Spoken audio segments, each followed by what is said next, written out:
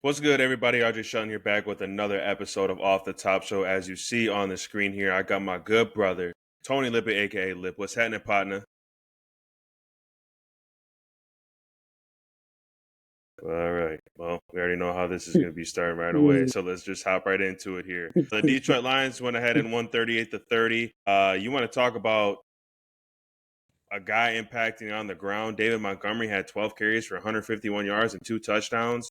Jared Goff, 20 of 28, 202.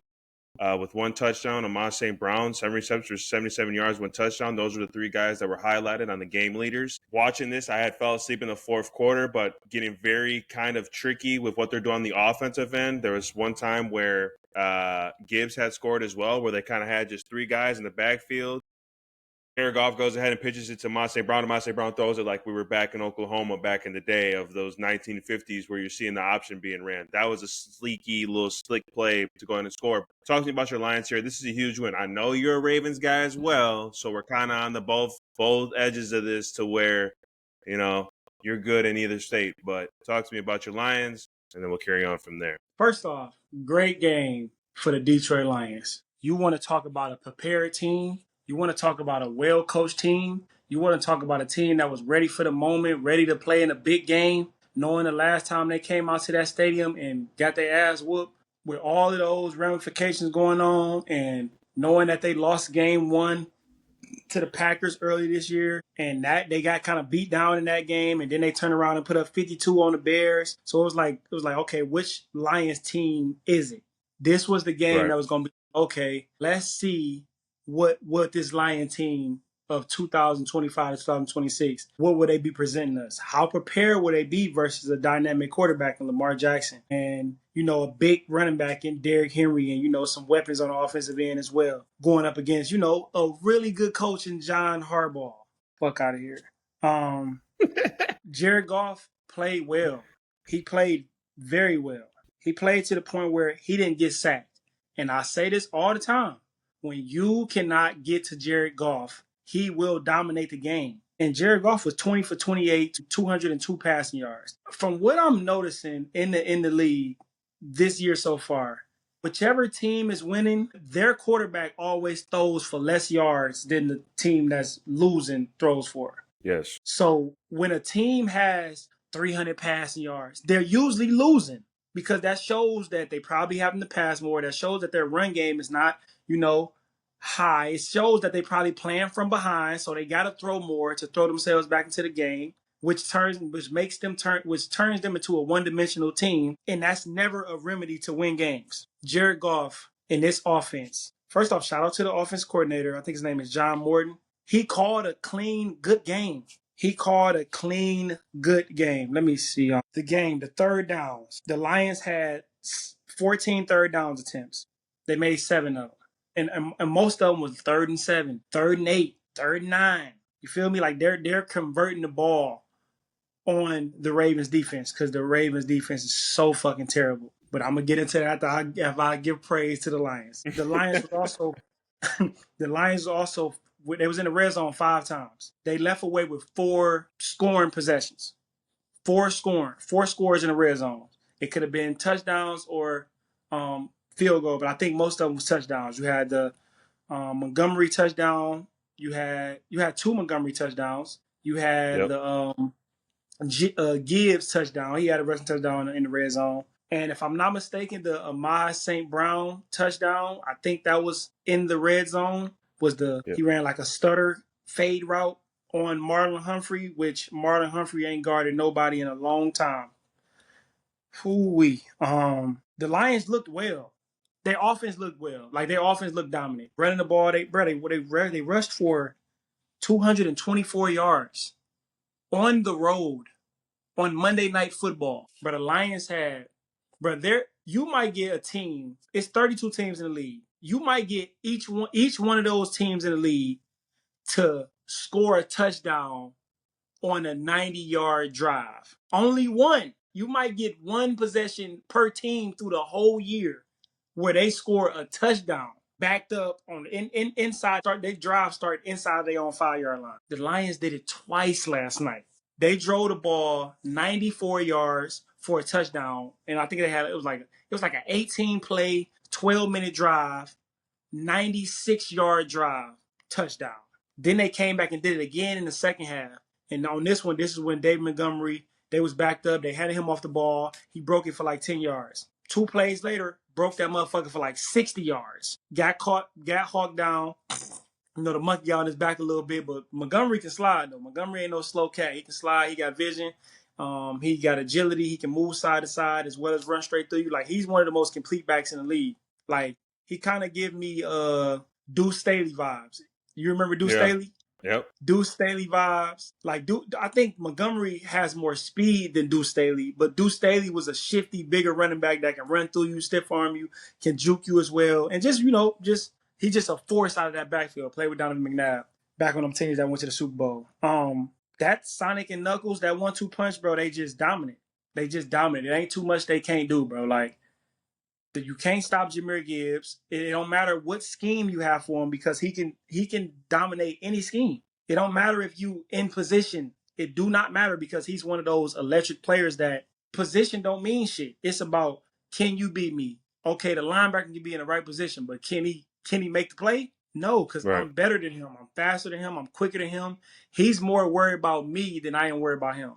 He's just that Jahmyr Gibbs, that dynamic player. Like, motherfucker, they call him like Sonic. I think the motherfucker Tasmanian Devil. Like, that motherfucker just be sliding. If y'all know about cartoons, y'all know about Tasmanian Devil. Road Runner, them motherfuckers they be going. So, and we talking about the Ravens as being a top 5 rushing attack for the last 8 years. They rushed the ball for 85 yards yesterday. Baltimore Ravens on Monday Night Football rushed the ball. They only rushed the ball 19 times. 19 times. Derrick Henry had 12 carries for 50 yards, 1 touchdown. Lamar Jackson 7 for 35. Like, when is he gonna start running again? He's taking sacks. He got sacked 7 times. You think I'm about to blame that on the offensive line? I'm not blaming 7 sacks on the offensive line. I'm gonna blame it on, hey, Lamar, are you seeing the field the correct way? Why are you holding on to the ball so much? Are guys not open enough for you? They got to be wide open for you to throw the ball.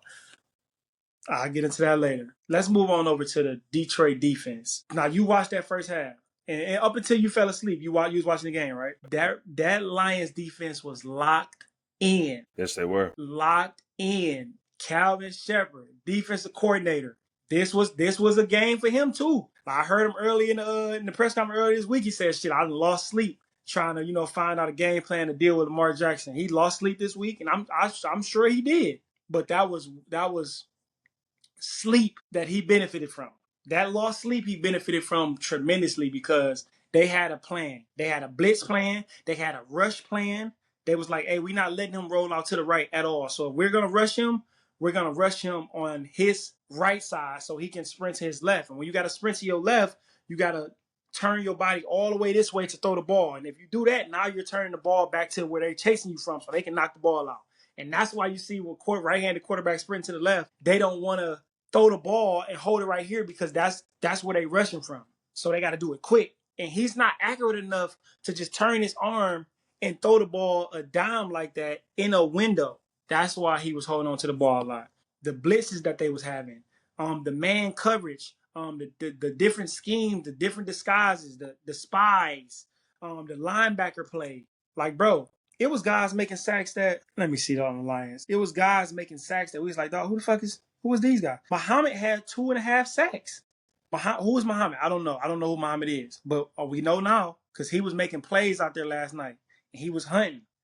And a sack to a defensive lineman is like a damn near a touchdown. You know what I'm saying? Mm-hmm. Once they get a sack, how they turn. You let me get 1 sack, now it's over with. Now it's like, okay, it's like you start the game off with your running back, first 3 carries of the game, he break the motherfuckers for 20 yards apiece. That's like getting a sack. Because it's like, now I feel unstoppable. Now I'm in my bag. Now I'm doing shit. I'm jumping over people. I'm stiff arming, juking. Now my instincts and my creativity within my talent, I'm tapping into that even more because I ain't really even worried about y'all no more. Now I'm just in a zone. A lot of people don't know how to a lot of people don't know about them zones, They just regular players. Speaking of zones, I didn't see no zone out there like that with the Lions. They manned up. Yes. They manned up. They blitzed them. They manned up. They were disciplined. There was nobody wide open. There was nobody, there was no blown assignments. There was nobody unaccounted for. That comes with coaching. That comes with repetition. That comes with connecting with your players, letting them know, hey, this might happen. So we need to prepare for it, even if it don't happen. As long as we prepare for it, it happens. I'm watching the Ravens defense. They dropping fucking rookie linebackers, rookie DN, number 45. He's back in coverage. What is he doing? What is he doing? He don't know what he's doing. He don't even know how to fully rush yet, but now you're dropping your rookie defensive end back in coverage against Jared Goff. Whew. Ooh-wee. The Lions defense was outstanding last night. The Lions, even though they gave up 30 points, that last touchdown didn't mean nothing. And it's the NFL. You're going to give up some points. Like, they get paid too. You're going to give up some points from time to time. Things going to happen. But that defense looked stout, bruh. To have them under 100 yards at home, the Lions had 33 minutes of time possession. They had 8 more minutes of time than the Ravens on their own court. So that means they was advancing the ball. That means they was winning first down. That means they was converting on third down in timely fashion. I'm watching them convert on third down, bro. It's like, this shit too easy, bro. Nobody can rush. So shout out to the Lions. They looked like a Super Bowl team last night. They looked like a Super Bowl team last night. Like that is a team that if they played the Eagles, yeah, okay, that's gonna be a fucking fight. They look like, yeah, we like the Eagles, but the Lions look for real. And it's early, and we get it, but they got the recipe. They got the safety play. They got the leadership on the defense. They got a rusher. Now they got another rusher that's had 2.5 sacks. You know how he gonna be feeling for the rest of the season. You feel what I'm saying? Like, that's confidence. They're gonna get confidence to the next guys. You got a good scheme. You did not now players are walking into the locker room, into meetings, even more hyped to sit down and hear what their coaches got to say now, because they know they just executed a game plan to the T and beat a 2-time MVP in his own court, on his own field, on Monday Night Football. It don't get the lights don't get brighter than that. The lights don't get much brighter than that. So now they gon' not you if they didn't believe in Calvin Shepard before, the defense coordinator, they gonna be all ears now, because they know the work that he's putting in. So when he going at them and he's being, demanding of their time and all of that, they gonna understand it more now, because they see what the results look like. They see the work he putting in, and they see that it works. Sometimes as a player, you just gotta see that it works. Fuck all the talk. I just gotta see if this shit worked that you talking about. Because anybody can talk, John Harbaugh. Anybody can talk. But what you going to do when it's time to fucking play for real? How are you going to adjust throughout the game? Are you going to start panicking when they score a touchdown? Are you going to start cussing motherfuckers out? Or are you going to start doing this and that? It's just something to think about. So shout out to the Detroit Lions, man. That's a huge win. Huge win. It looked like offensively and defensively they knew what they wanted to do. They knew how they wanted to call the game. Nothing shocked them. So shout out to the Detroit Lions. I get into the Ravens as it is. What you got to say? Respond with that. The biggest thing out of that is what you said, they look like a Super Bowl team, and they sure did. I'm seeing to where you go ahead and you face, like you said, Lamar Jackson, who's one of the best quarterbacks in the NFL. We got to start kind of putting Jared Goff in that top 5 conversation, because you go ahead and look at what Jared Goff has done with the Detroit Lions since he's went ahead and stepped foot in Ford Field, or stepped foot into anywhere within Detroit that says Detroit Lions. He's been efficient as all get out. I don't have stats in front of me, nor do I need to have them. All you need to do is go ahead and watch this game on Monday night last night to see what type of time Jared Goff is on. Because now you've seen Jared Goff in 3 games. You saw him when he faced the Packers. He didn't play a bad game at all. Had one interception, but that, maybe got a little rust thrown into that. But then he goes and backs it up against the Bears. They go and blow him out. He throws for over 4 touchdowns. Then you go ahead in the game 3 here last night and face the MVP caliber type of quarterback, and you play well. You play well to what you are expected to do. We get so far-fetched on how to play the quarterback position to where it just needs to be you do the basics and you do what you need to do for guys that you have around you. We saw Lamar. You see Lamar's stats, right? Okay, 21 to 27, 288 yards, 3 touchdowns. We've said on the show multiple times, and just to your point of when you see guys throwing for 300 whatever yards, when you see guys that are throwing for under maybe 280, 202, that is efficient football. Lamar Jackson, that game was not playing efficient football because you gave up 7 sacks. Jared Goff needs to be a little bit more respected, and he has my followers over here. He is going to finish in the top 5 category this year. And don't be surprised if the Lions are playing like this. Oh yeah, he's gonna be up in there when it comes to MVP race. Mark my words. So that was a big, like, this. If you want a statement win for the Lions, that was a statement win. You walked into Bank Stadium and realistically went pound for pound with them, and then went ahead and finished them in the fourth quarter. I'll tell you what, if I had a Detroit Lions uniform and I got in that locker room, I'm looking at everybody like, oh, we are here. Like, we don't need no more approval in the AFC. We need none. We just went ahead and went on the road on Monday night where no one's even really liking Mondays and got a ball game. Shout out to the Lions, man. On the Ravens' behalf, are we talking about still, because are we talking right now? Let's just talk about them right now, because I feel like you need to just get it out your system, because you and the Ravens have been having quite some time this past about 2.5, 3 years that we've started this. So let's just get that out the way right now. Yeah, let me flush this out my system. I was tweeting away last night. It was me and AI. We both was tweeting. Bro, the Ravens, bro, you are the identity of your coach. Most times, how your coach is, that is how the team is. It's like an energy thing, if people believe in that. John Harbaugh gotta go, bro. He gotta go, bro. Like, it's time. It's time. We talk about this with players all the time. Like, we can see some players when it's time for them to, like, bro, it's time for you to retire, bro. You feel me? Like, we don't want to see you like this. Like, you feel me? I ain't saying dudes need to retire, but I'm saying it's time for the Baltimore Ravens to move their franchise forward and get rid of get rid of dude, bro. The offensive coordinator. I'm watching the game last night, and I'm watching the play calling, and I'm just looking like, bro, he freestyling. He just calling plays. Like, there's no plan. There's no fucking plan, bro. It's like he's going off his script. This is the second person 10 call I was gonna call, so I'm just call that. Like, he's just calling plays, bro. Like, there's no structure to it. This is the worst offense. I would not want to be a receiver in this offense. I'm looking at this shit. I'm looking at Bateman. I'm looking at Zay Flowers, bro. They're not getting the ball, bro. I would not want to be a receiver in this offense. So I see why, and you can say that's coordinator-wise, you can say that's Lamar Jackson-wise. It's a combination of both. Because Lamar wasn't letting the ball go last night. And he always have these times where the ball gets away from him. Bro, the Lions dropped about 3 picks yesterday. Yes, they did. Branch dropped an easy pick on when he was guarding Andrews. He dropped one so easy. I don't know how he dropped it. Oh, my God. And that was a great play call. Great design to disguise that for him to fall off. I'm like, bro, all he had to do was just turn his hands. I'm like, bro. But as I'm looking at it and I see him come and flash and drop the pick, and then I think about it like, bro, because there was another guy guarding Andrews on that play. It was like he ran a seam route. And he was like the only one running the seam route right there. It was no other route on that side. Some type of play action.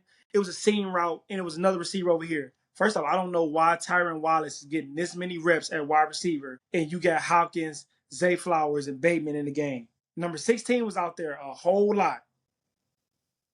They threw a running back pass to number 16. Motherfucking Derrick Henry pump faked it like he was fucking Brett Favre. He pump faked it and then threw it, bro. Oh my Lord. I'm just looking like, bro, these are the worst calls ever. But they're not involved in the offense. Zay Flowers is not involved. He's not involved in the run game at all. I've been saying this shit for years. If you watched him in college, he's a guy you just want to get the ball in his hand right now. If he's not wide open, where Lamar ain't throwing it to him. If it's not a zone, Lamar ain't throwing it to him. Where else is he throwing it to him? What tight windows? Lamar didn't take no shots down the field last night. None to neither one of his receivers. None, really. I'm talking about shots, not 3-step fade balls that probably land around 20, 25 yards. I'm talking about deep posts, deep goals. You feel me? Shot plays. Where was those to extend the defense? Todd Monken don't know what he's doing. I'm watching the play calls yesterday, and I don't see the plan. I don't see the setup. I don't see the the growth in this offense. It looks stupid, bro. It looks dumb as shit. They got down in the red zone. After number 81 caught a corner route or something, Walker, he caught a corner route, went out at the 4-yard line. I tweeted, let's see how this possession goes. They ran the ball. First off, they get an affirmation. Take Lamar out of the whole run game. When you get an affirmation, you taking Lamar out of the run game. So you take with a shaky ass offensive line. We know this offense, but we see number 77 going in circles and shit like he can't even see. We see this offensive line fucking terrible down there.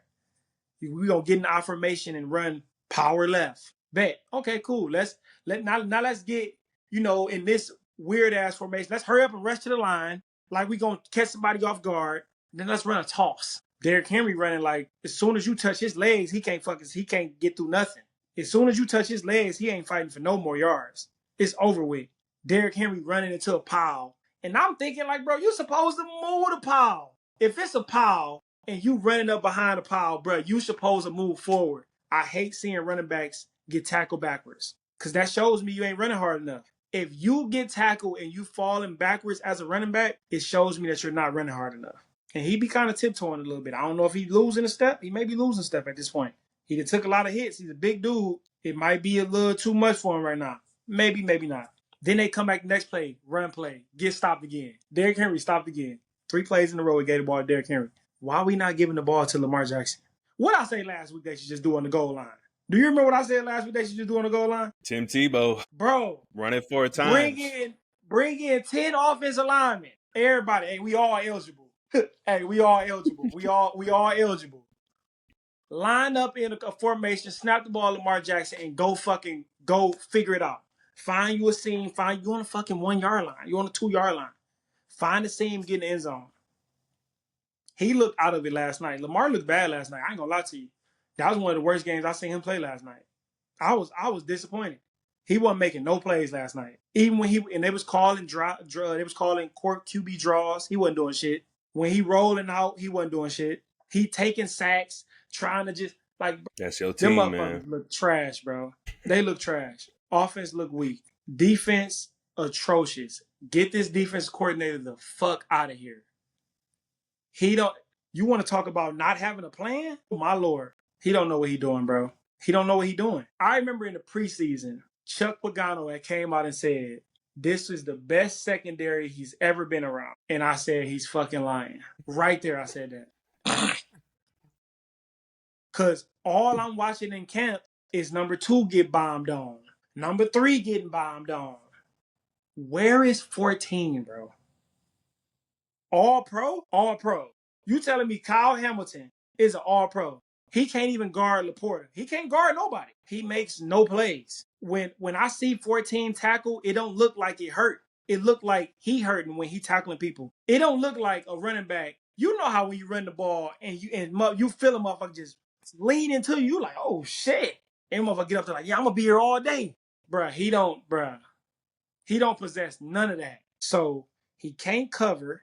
He can't cover at all. I have not seen number 14 cover at all. Nobody. He got a PI last night because he was holding. He can't tackle, and he's making no plays. And people gonna say, "Oh, it's the defense line. Oh, they terrible too. Oh, they've been terrible. I've been telling y'all that for a while. They've been terrible. They walked into the season and said, "Hey, we got Kyle Van Noy. We got Kyle Van Noy. That's our guy." Micah Parsons was out there. Myles Garrett was out there because remember he was talking about he requested a trade. Myles Garrett was out there. Max Crosby out there. At the beginning of the offseason, he was like, shit, I don't know if I want to be here. You feel me? I might need to leave. Before Pete Carroll got there, he out there. It's guys out there that you can get, but you're going to stay with these. And I'm going to be respectful because I understand the game of football. And I understand being in locker rooms, playing. But like, bro, I played with sorry-ass teammates. I don't care. I played with motherfuckers that was sorry. And it's like, bro, you're weak as fuck. Like, why I can't say that? You're weak, bro. And you're weak. Motherfucker might say that about me. They'd be lying, but they might say it. Hey, yeah, you were weak. Da da da. I remember. Yeah, whatever. Yeah, you know what's up. These motherfuckers are.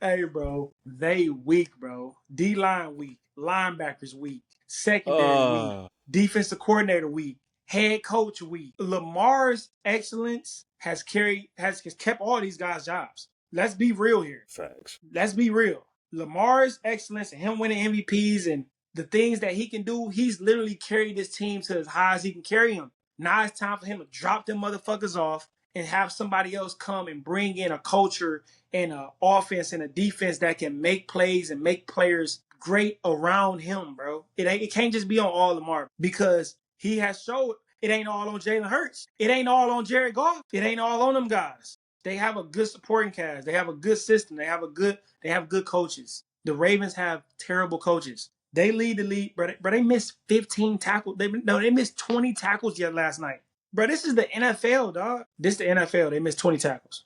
Be fucking for real. I ain't even about to keep going. This Ravens team is fucking ass. They weak, bro. They're not going to the Super Bowl. It's not happening. They're not going to the Super Bowl at all. That defense weak. That offense damn near weak. These coaches are weak. They need to let them go. They need to go ahead and bring in Brian Flores, and he can continue. He can be the next coach of the Ravens. He's a culture guy. They got that type of hard nose. He need to be the coach moving forward. He had that defense together, which will be good for Lamar. He bring in a coordinator that can help him, that can figure it out with him. I'm sure he probably gonna bring with somebody from the Vikings. He gonna bring somebody over there that's a quarterback coach or somebody that's helping call plays or getting ready to be a play caller. They gonna bring him over there and say, you gonna call plays, bring in KO shit, come over here, help Lamar. Cause it's time, bruh. All right. If I'm Lamar, I'm starting to look outside. It's either me or John Harbaugh. And I love John Harbaugh. I don't love him, but I'm talking about if I was Lamar Jackson. I'm sure he got real love for John Harbaugh. I'm sure he do. But, bro, it's over. This run in Baltimore with John Harbaugh as the coach is over with, bro. This team can't finish because of him. You know why? Because he don't call plays. He's a special teams coach. He don't call plays on offense or defense. So he put Zach Orr as defense coordinator, and he made Todd Monken the defense coordinator. And they both fucking suck. So who fault is that? John Harbaugh got to go. Ray Lewis and Aaron Reed and Terrell Suggs and Anquan Bolden and all them guys, they not walking in the locker room. That's the only reason why y'all won Super Bowl in, because of them. It wasn't because of no fucking John Harbaugh. They got to go, bro. They the worst defense in the league. They gave up 97 points this year. That's the most points given up this season. 97 in 3 games. While their offense is averaging 37 points a game. And they losing games. I'm done. Let's go ahead and reel it back into the Michigan sports after the Ravens basically spiel there. Michigan State Spartans went ahead and lost against the USC Trojans 45-31. Aiden Childs was 12 of 21, 212 yards, 3 touchdowns. Frazier had 14 carries for 61, and Kelly had 67 for 13 yards, 1 touchdown. You were asleep. You said you didn't watch this. You watched the highlights. But go ahead and give me your thoughts on this. I want your thoughts on this because you want my thoughts? So the first half, right? You go ahead. We're in California. We're making plays. Guys going ahead and doing what we need to do. Third quarter comes around. We have an opportunity because there's not really to go in depth. We all know what happened to where the game turned over, and that's where we went for it on 4th and 3. Aiden Childs went ahead and missed the throw 5 yards in front of Kelly. Kelly possibly could have went in and caught that, and we move the chains. We keep going. Or he catches it, and he scores. And this is going to be the Achilles heel of this football team for the remainder of Jonathan Smith's career. What is Aiden Childs going to do when it's nut checking time? What is he going to do when his name is called upon to make a play? Because you're in college football. You guys get paid. You guys are supposed to make the plays to where you can throw the ball when there's nothing basically on the line to Kelly for a 70-yard, 60-yard bomb. You can go ahead and do the basics, but you can't have just the basics. You have to have the eliteness on a 4th and 3, the eliteness on a 3rd and 10, the eliteness to if you're started all the way down at your own 2-yard line, just like Jared Goff does in that offense, to go all the way down and score. We don't have that. And that was the prime example of this game. This was a very important game for me to go ahead and see what our guys are eye test wise. There was a shitty call against Hall that was a targeting, dumb call for him to go ahead and come out the game. I think that was a very bad call for him to go ahead and be out of the game for what he did hit wise. But I mean, just look at the stats here. Defense went ahead and gave up 523 total yards, 234 yards passing. They gave up 289 yards rushing. That is unacceptable. So if I have a team that's rushing for over 289 yards, you're not winning that football game. Let alone if they're rushing for at 200 yards, you're not winning that football game. So the defense has got to tighten up. But again, this is a era of football where points are put up on the board. And if we can't go ahead and put ourselves in position to win games on the offensive end, aka the quarterback, not playing at the level he needs to play at, this is what we're going to get. And this is just not for Michigan State. This is for all of college sports, because now everyone's going ahead and sitting here. They want to go ahead and talk about the coaches. And I said this when I did my own Plain and Simple. They want to talk about the coaches getting all the pressure. Nah, let's start putting the pressure on these players that are getting paid all this money. They don't need to be back in the shadows going ahead and sitting there in front of a grown-ass man that they're making more money than. And then I go ahead and say, what is the man that is sitting in front of him that's not getting paid more than him? Is he really actually locked in and involved? Is he involved in trying to go ahead and make these guys better? Is he going to go ahead and hold the standard accountable, or just going to let it fly? Because that's what it's looking like to me. We're just happy to go ahead and just play the game of college football. That's what it is across the globe. There's guys just happy to be there because it doesn't matter anymore. The college football of what we knew 10 years ago, where there's a guy that you go ahead and went and respected and did what you needed to do, and you listened to what he needed to do, and you put the preparation in every single day to go ahead and make simple throws on 4th and 3, to go ahead and get an extra 5 yards when there's nothing there, to go ahead and be able to block a left D end one-on-one, to go ahead and wake up every day to get great, is out the window. Because why? They're getting paid. At the end of the day, they're getting that money. Back then, that shit was not even heard of for someone like me or you or anyone that I've ever played with. We're not there. We're not there. If I give this team right now a grade as a whole, we are a C-. And that's just what it is. There's really nothing else to go ahead and put it than that. Do I think that we're going to make a bowl game after going ahead and playing the USC Trojan team, who was very good? You want to go ahead and stack your chips against one of the probably going to be a top 3 or 4 team in the Big Ten, probably might go and play in the Big Ten championship. You had your opportunity to, and not even close. Okay, so it's just another year of what I don't know. I will know when I see them play on Saturday what I feel that we're going to get from this team. We got a bye week this week. I think we go play Nebraska the week after that. So. Yeah, I didn't watch the game. I was asleep. I was big Z. But I think I watched like the little bit of the first quarter, and then it was over with. But I woke up in the middle of the night, watched the highlights. Then I woke up again and watched it, checked the score, all that stuff. I just watched it and just see how it was going, the lead changes and what was going on. Was it a close game? What did the game look like? Obviously, I don't know what it felt like because I wasn't watching it in live action and live time. So. But I look at the numbers. I look at what's going on. I see Aiden Childs, 12 completions for 21 attempts. Only 12 completions. That's not good, bro. That's not good. That's 3 completions a quarter. Bro, that's 3 completions a quarter, bro. Like you are all right. And I know some people would be like, oh, he played good. I was watching the game, and at the beginning of the game, he threw a touchdown to. It was like a little semi-rollout, wheel route, open. Seemed like they schemed it up, and they threw it there. I seen them run that play before. I think I seen them run that play last year. They was playing against Maryland, and they ran it. I think they ran that play with the tight end, and the tight end ended up dropping the ball. It's like an out and up, or he rolled to it, and the receivers take out the safeties, and he kind of just selling the sideline by himself. They ran that, score a touchdown. That's 40. It was like 48-yard pass, something like that. He threw for 212 yards. So that was 48 yards right there. And then at the end of the game, with under like 2 or 3 minutes left, he threw a bomb to number 1 for like 75 yards. So that's about, 120 yards right there in 2 throws. So 120 yards in 2 throws. He threw for 212. So now you have 10 completions for 100 yards. You have 21 attempts. That's not enough. I know some people are going to say, well, he threw 3 touchdowns. Bro, you have to fucking win the game. You have to make plays when it's time for you to make plays. Don't tell me what Lamar Jackson did last night. I don't want to hear what his fucking numbers. I watched the game. I watched him not make plays. I watched him take 7 sacks. I watched him miss throws. I watched him be indecisive about, do I want to throw it there? Is it open? And now he gets sacked. I watched it. So don't tell me about no fucking numbers, bro.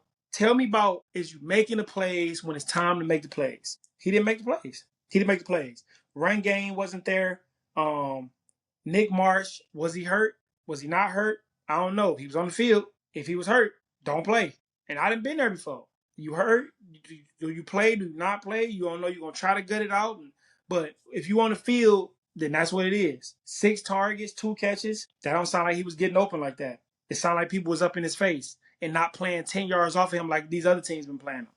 Yeah, you in the Big Ten now. Yeah, motherfuckers ain't gonna be 10 yards off of you like you playing against Youngstown State. Motherfuckers ain't gonna let you catch a hitch and just go for 20, 30 yards every time. Now you gotta play. Now you gotta play with some great players, some better players that can sit down and they probably just as talented as you. And they quicker than you. And they can see the field just like you can. What you gonna do? What are you gonna do? Stop talking to me about these guys. I wanna see what they gonna do. What are you gonna do? I like number 1 still, bro. I like Kelly, bro. I just feel like he got juice in his game. You know, he a little, I ain't even gonna say he all over the place. I like number 1 game. I like Kelly game. Absolutely. Returning the ball.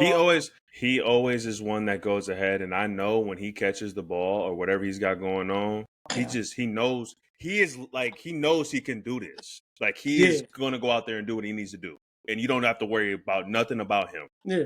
I like him. Like he might do some wild shit here and there, but I think I don't care. I think that's all a part of it though. That's a part of his that's a part of his talent, his creativity. That's a part of who he is. Now, of course, you want to limit that and but you don't want to limit who he is as a player because he makes plays and he can get open. He ain't just like a one-way guy. Like he can move, he can run routes a little bit, he can catch. You feel me? He looked like after he catch the ball, he's trying to get busy with it. Like he can play. I like him. Run game wasn't there Saturday night at all. They played real late. You know, it was a late game for them. The game started at 11 o'clock, which is 8 o'clock there. But shit, it's 11. You feel me? It's 11 o'clock there. It's 8 o'clock. They're still on 8 o'clock time here, but it's still later. You know what I'm saying? So it's a little different. I mean, I was Aiden Childs. That's where he from. He from there. He from Cali. Like you said in the what's name, like I guess he went to school or lived 15 minutes or 15 miles from where they was at, where they played at in the Coliseum. Where he played high school football, the Coliseum was 15 minutes away from his place where he played at. Bro, that's about as big as Michigan State campus. You can go from one end. No, not drive. Yeah, driving probably take about. No, not drive. But walking shit. Walking, you boy, it might take about. It might take you 30 minutes. I'm about to say it'll take you about a quick 30. It's definitely around that 45 fringe area, depending on your stamina. But I would think he would want to show up in front of his people, bro. Wasn't a good game. Like they was down by 21. This game was never close. Like the closest it probably was at the beginning of the game. At halftime, it was 24-10. They scored 24 points in the first half, and they scored 21 points in the second half. Michigan State scored 10 points in the first half, and they scored 20 points in the second half. That's losing right there. So I'm like, bro, I don't pick and choose. I'm gonna be honest with you. I hold back on this team way more than I do with other shit. Yeah. I hold back on this team. You know what I'm saying? Like I do, because I went there and I still want to see them do well, and I do. Right. Just like everybody else. But I'm gonna be real. I'm gonna say you ain't play that fucking well. I don't care who you is. Because I remember when I was playing, and when I wasn't playing well, motherfuckers let me know that I wasn't playing well. And maybe that helped me lock in more. And you can say that. But whatever. I ain't about to get to that. But they just didn't look good, bro. You gave up 500 yards. You gave up, what? USC. Bro, you said they gave 290-something yards running. You're not winning no damn game when you can't stop the run. Bro, you're not winning the game, bro.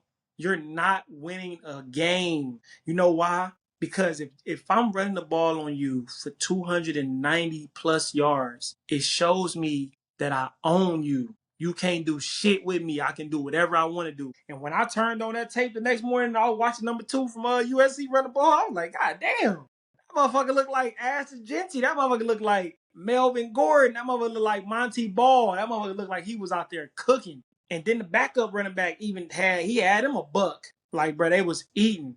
And their best player wasn't even on the field. USC best player wasn't on the field. That wide receiver, number 8, he didn't play. So that's what I wanted to see, what y'all was going to do versus the Big Ten. What y'all going to do with some guys that's playing, that got high-level, highly recruited players like y'all do. They hit the portal like y'all do. They got coaches like y'all do. What is y'all going to do versus that team? And y'all didn't show up.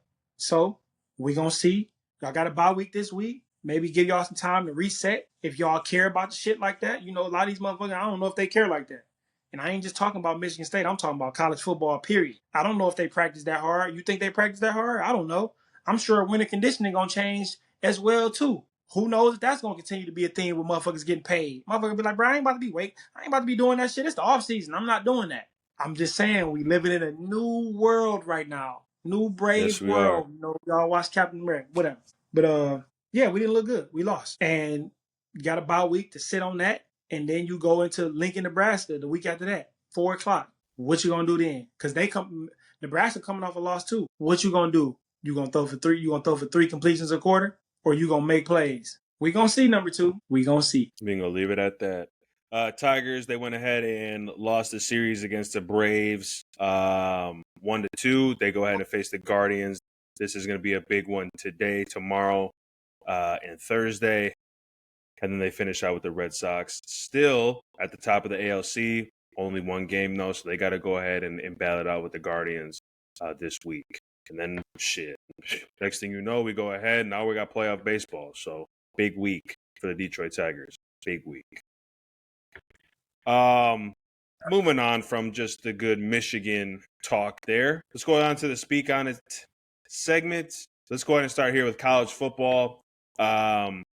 Week 4.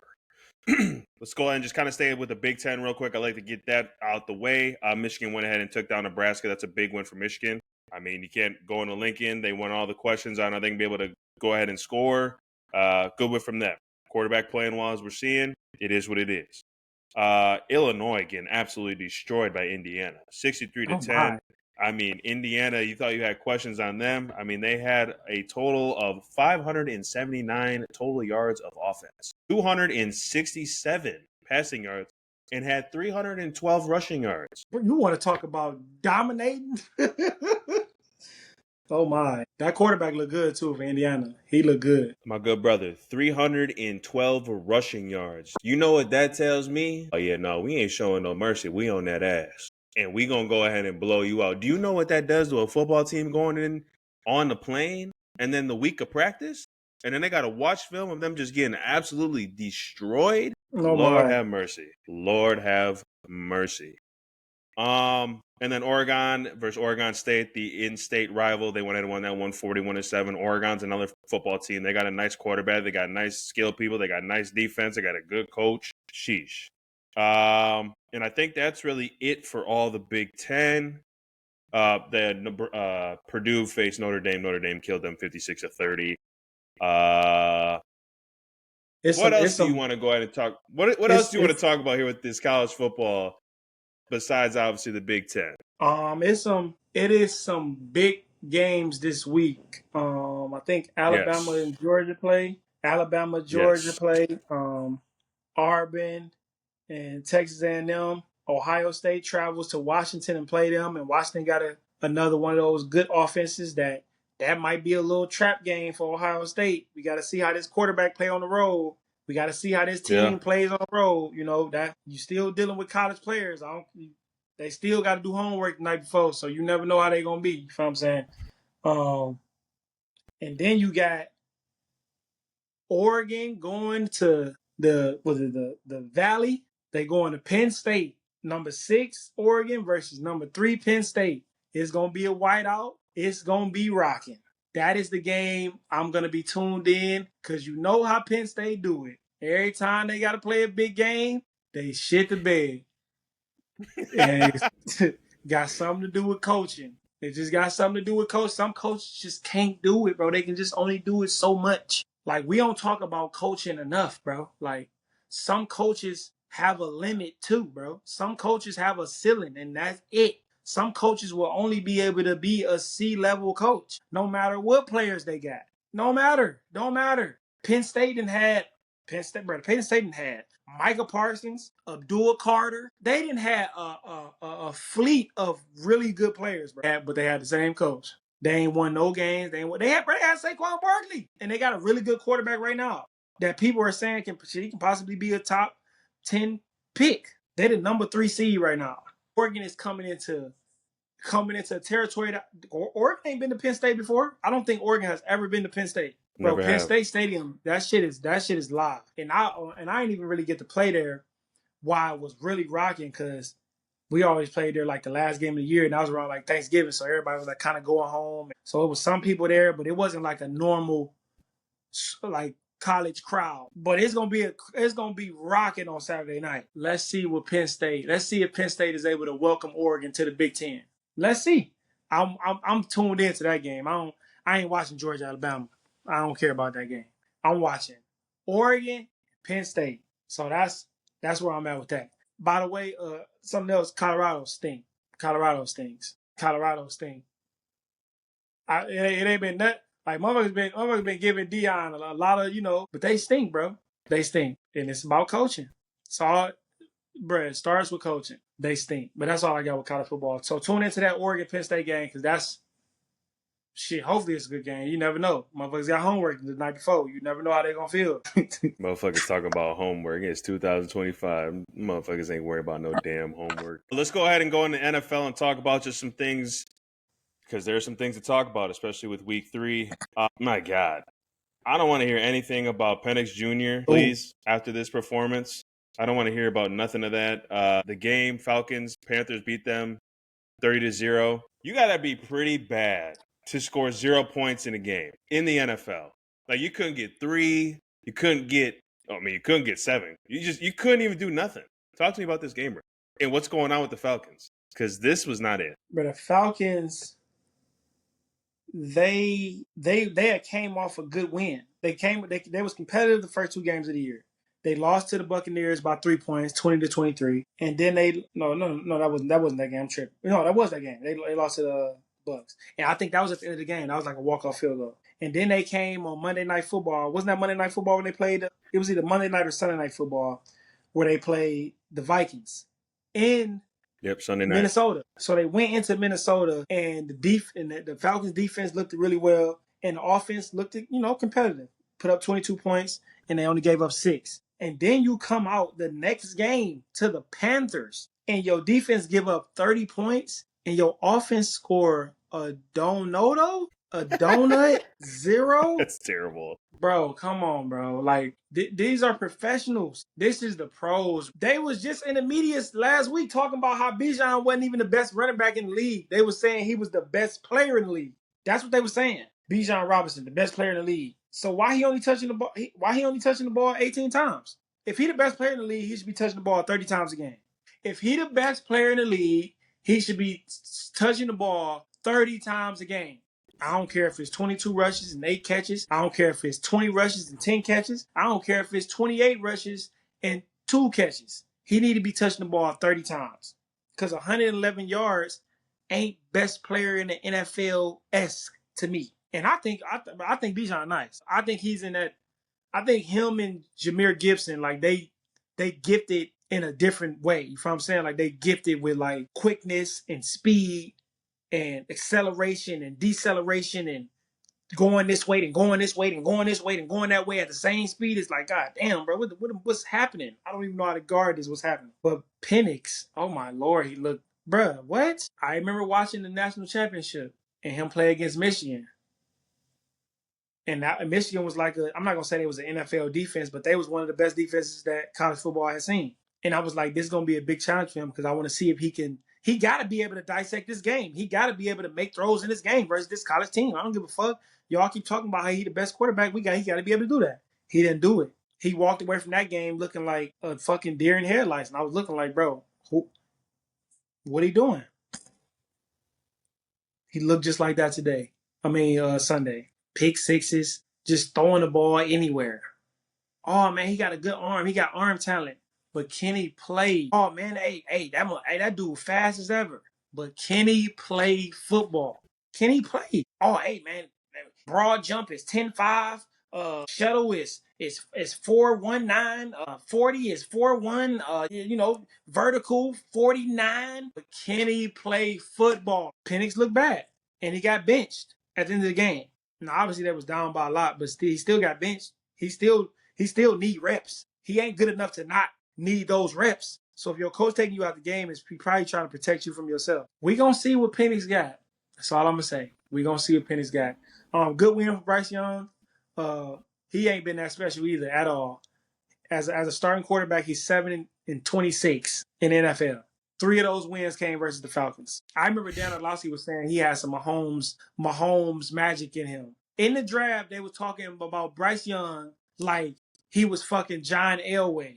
And I'm looking like, bro, he's fucking Man, move backup on from that quarterback. shit. Man, move on from that, bro. Go ahead. I'm not trying to hear any of that. And you said you went ahead and muted him on Twitter, but that's something, ain't it? That's something. Colts 3-0. Let me say it again. The Indianapolis Colts are 3-0. Are they real contenders, my good brother? Do you think they're real contenders? From what I'm looking like, absolutely. When I say real contenders, I mean like kind of second round and up. More so final round to the Super Bowl. But like when I say real contender, you got to win a playoff game. Maybe even win 2 of them. Right. I don't think they can win 2 playoff games, but can they win 1 in the AFC? I still don't know.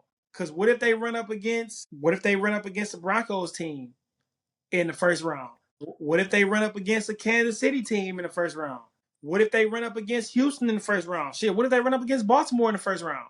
Because if they win their division, they definitely going to run up against one of those teams that's good, but they just lost in their division. You know what I'm saying? Are they a real contender? I wouldn't say they are a real contender because I still think they have some questions about that defense. The defense looks smooth so far, but it has to come with consistency. I like what Daniel Jones is doing, but it's week 3. It's week 3. You're not a contender yet. I don't think the Colts are a contender yet. They're not proven yet. We're going to ask this question again in week 13. When we get to week 13, then I'll be able to give you a more definite answer on if the Colts are a contender. But right now, no, I don't think they're a real contender at all. Well, I think they play the Rams this coming week. We'll know then. That's another feather to where we'll know what type of team they're going to be.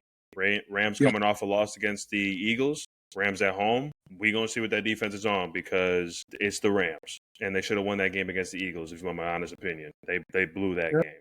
You can't be up 27 points and then lose. No, go into it. We might as well roll right into it. I was just saying. Roll right into it. Yeah, I don't understand. Like, it's just crazy when you see teams be up. And we've kind of just been talking about coaching this whole time, right? We've been talking about, like, the game plan. We've been talking about, all right, like, if we're up this amount, we need to maintain this amount. I didn't watch the game, but if you are up in a football game by multiple scores, I don't know if they went ahead and let off the gas or they were playing conservative or whatever happened. You have only so many opportunities to go ahead and win football games.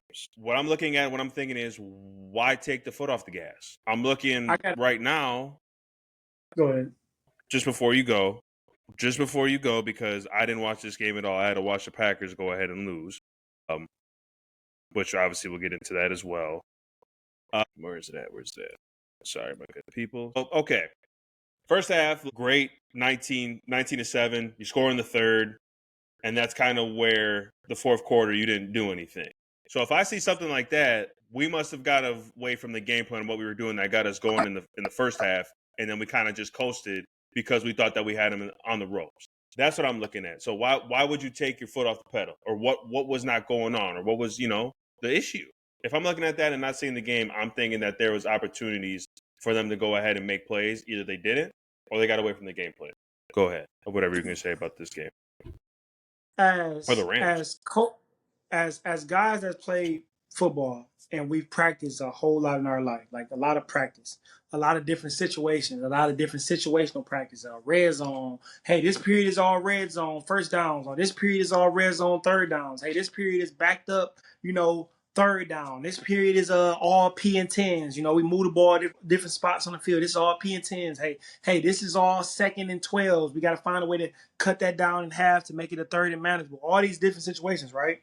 There's rarely a time that I could ever remember practicing a situation in practice where you were up by like double-digit scores and what is going to be the play calls to keep the game at bay. You feel what I'm saying? There's not any coaches don't practice They don't have a period schedule for like, hey, we up by 20 points. How are we gonna call the game? You feel me? There's not a period of that. You feel what I'm saying? So now you're just you kind of fall back on whatever type of identity that your team is. They're not a running team. Most teams with these quarterbacks that's paying all these quarterbacks, they want to be a team that throws the ball. So they're not ever gonna just fall back into their run game because that is not the identity of their team. Like, yeah, the Rams can run the ball, but are they a running team? No. Nigga, the Ravens are a running team.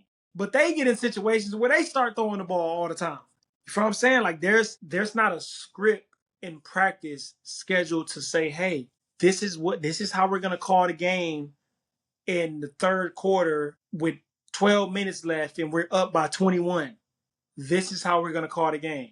That's never a thing. That's never a thing, bro. So when you get to those moments, now it's all on coaching because you up. So you're like, hey, all right, cool. We can just call these plays. You know, they gotta have at least three possessions to get back. And next thing you look up, now you only up by 3. You were just up by 21. Now you only up by 3, and now you get the panicking, and now you get the getting tight. You feel me? You ain't loose no more like you was a few possessions ago. The players and the coaches and the coaches. I mean, the players can feel that shit from the coaches, just like the coaches can feel when a player is tight in the game as well. They was up 26-7 on the road in Philly. How do Matt Stafford lose that game? How does he lose that game? How does Sean McVay make that happen? As a D line, you want to be up 20 points in the third quarter. Boy, I'm about to rush my ass off. You feel me? Like that's what it is. Like I know they about to be passing the ball because they gotta get chunks of yardage, and they want to keep the clock not running. When you run the ball, the clock continues to run. When you pass the ball, it can be out of bounds, it can be incomplete, and the clock stops. And now you get more time. The Rams I'm not even gonna say they let their foot off the gas. I think they thought they was good, and they forgot that they was playing against damn Super Bowl defending champs. Like this team gonna fight to the end, bro. You can't just beat them in 3 quarters or 3.5 quarters and think the game is over. This team is gonna fight. Jalen Hurts a winner. What are we talking about? Like y'all don't think he win at this point? I mean, he had a nice. Their offense had a nice little coming out. He was 21 for 32, 226 yards, 3 passing touchdowns. A.J. Brown, 6 catches, 109 yards, 1 touchdown. Devontae Smith, 8 catches, 60 yards, 1 touchdown. Goddard, 1 catch for 33 yards, 1 touchdown. So guys are getting the ball. You're going to have to be able to stop teams in the playoffs to win games. And both of these teams are in the NFC, so they may run into each other. Remember, I picked the Rams to go to the Super Bowl. But the Rams are going to have to go through the Lions and or the Eagles. So you might have to go through both of them. You think they got enough to go through both of them? I think the Lions got enough to go through both of them because they got a run game and they play physical. And if they play in Detroit, it's a dome, so it's going to be on them. And if you playing in LA, it's going to be hot. It's a dome, so they going to be good regardless. You playing in Philly, shit, it might snow. It might be below 0 in that motherfucker. Now you got to change the way you play football. You know what I'm saying? The Rams just didn't. They didn't finish. They didn't finish. And that was a good game for them to finish. Like I look at games like the Rams scored real early in the third quarter. So it was like with like 14 minutes left, it was 26-7. And I look at games like if I'm down by 20 points in the game, right? And let's say it's halftime, it's 28-7, and I'm the team that got 7. I'll be looking at it like I'll be on some Madden shit. I used to be on some Madden shit like, hey, if they can score 28 and a half and only give up 7, we can too. So that's how I used to think about shit. If they can do it, then we can do it. Right. And as we continue to score, and as we and our back, and we playing with no pressure right now. Like we playing with no pressure. Like we down by this many points, we kind of playing a little free. Like we trying shit. Like we playing fast. We ain't really got too much time to be thinking about it. We ain't got no lead to hold on to. Like man, we just got to let the guns we just got to let the bullets fly and see where they fall. That's how I be kind of thinking about shit. But the Eagles just showed that they're a championship team. Championship DNA, and they well coached, well prepared, and they gonna play 60 minutes, if not 75 minutes. So no, overtime, 10 minutes, 70 minutes. They gonna play however they need to play to win the game, and that's just how they gonna vibe. Shout out to the Eagles for coming back, but I think this loss was worse for the Rams than it was a win for the Eagles. Because if the Eagles would have lost the game, it's like shit. We still the Eagles. We the champions, bro. We gonna be all right. But for you to lose this type of game when you were up by double digits on the road and for you to lose this game, that flight back home was probably like, damn, we let him off the hook. And Sean McVay, I think he's like 1-5 versus the Eagles since he's been the coach with the Rams. That ain't good either, but we can move on. It is what it is. They better tighten up. Got to tighten up. Let's stay in the realm of the NFC. They talked about it. You said it earlier, but Packers letdown, huh? Talk to me about it. Hey, I was talking to you before the game. I'm like, hey man, is this a trap game for for the Packers? And it's crazy that we thinking that this is a trap game when they have a really good roster. They supposed to have a really good quarterback. Yes. I know some people that picked Jordan Love to be the MVP this year. He ain't playing like it. He ain't playing like it at all. That's why I said they need to just turn around and hand that ball off to Josh Jacobs, bro, and run the offense through him because it's obvious that Jordan Love is not ready to say, hey, if I got to throw 35 passes a game, you can trust me with that. I don't think he's ready for that. Do you think he's ready for that? No, not at all. You just saw what he did on a 3rd and 3 and threw it directly to a guy. Just interception, boom. Changes the whole complex of the game. Hold the ball. Take a sack. You were taking sacks all game.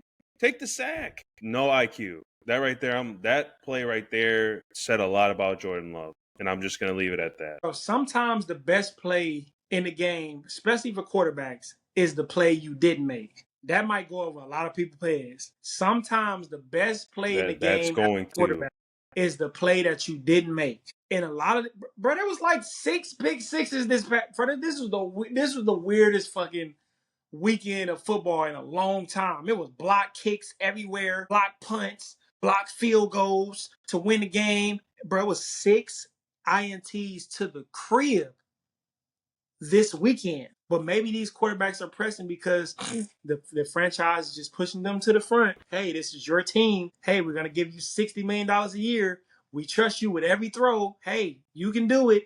And they showing you that they can't do it, bro. It don't matter how much money they're making. They can't do it. We got some of the great quarterbacks right now that can't do it. I was watching one last night. Like I said, that was the worst game I've seen Lamar play in a long time. But some people might look at the stats like, what you mean? See, you looking at stats. Y'all care about these stats so much. It was motherfuckers that was saying Joe Burrow should have won the MVP last year. But they were 9-8. They were 2-7 at a time in the season.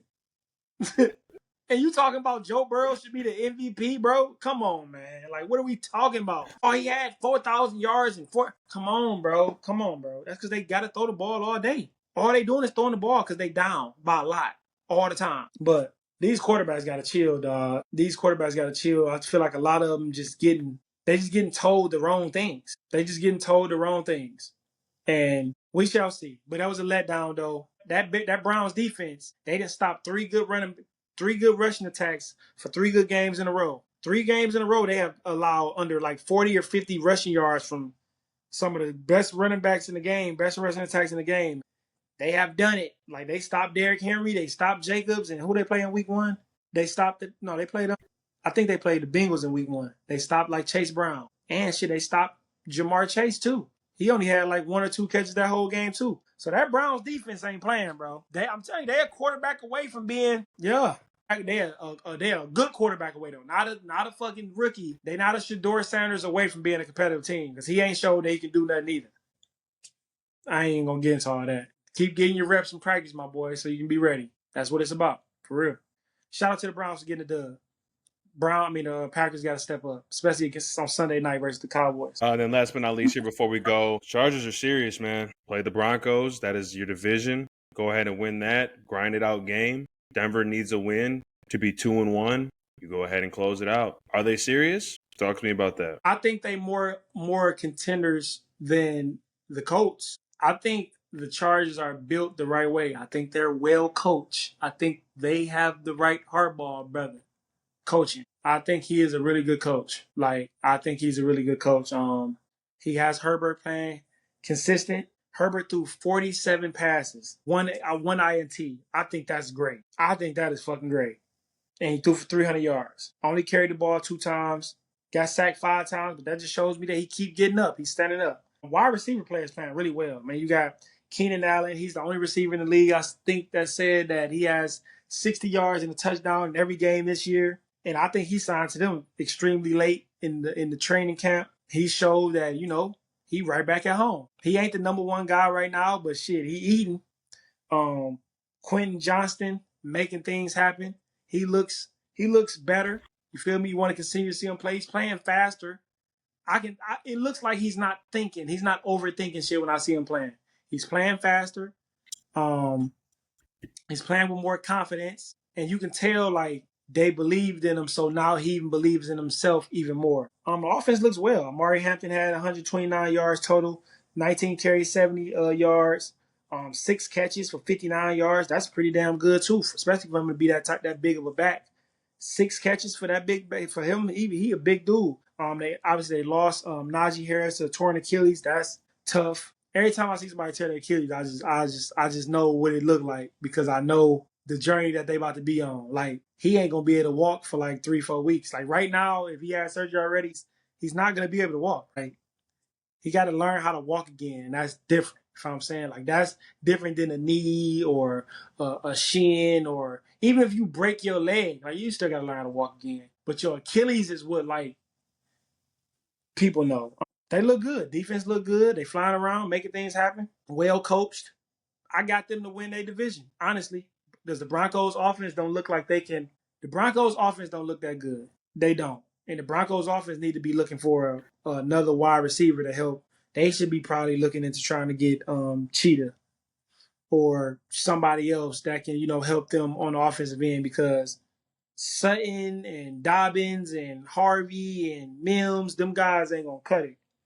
Like they might get you to the playoffs, but in the playoffs, it's more about X's and O. I mean, it's about X's and O's as well, but it's about who can make the play. You know what I'm saying? Who's gonna make the plays? That's what it's about. So I think the Chargers are serious, man. I like what I'm seeing from them. They're competitive. They got a good quarterback. He's making things happen. So I like what I'm seeing. Football's here. Week 3 for the NFL is over. Week 4 for the college football is over. But Friday we start back up. Going to be a good game on Friday, I feel. They got TCU's ranked 23, and they got Arizona State. They are in Arizona State. That starts off our Friday. If you are a golf member, the Ryder Cup starts at 7 a.m. Lip probably knows nothing about golf, so he probably won't be tuning in. But if you want to, that will be on Peacock for my people that do like golf. Always, people, you guys have a wonderful week, wonderful weekend. Drink your water, stay healthy, read a book, be a nice person. Lip, what else you got to say, brother, before we take these beautiful people out, man? I went 8-8 this week. Terrible. All my picks was terrible. Then I got my ass whooped in fantasy football by RJ. Bro, I put up 78 points this week. Sick of this shit. But all right, man. I ain't got nothing, man. Drink y'all water. Take care of yourself, man. Y'all be easy. You heard him. We'll see y'all later.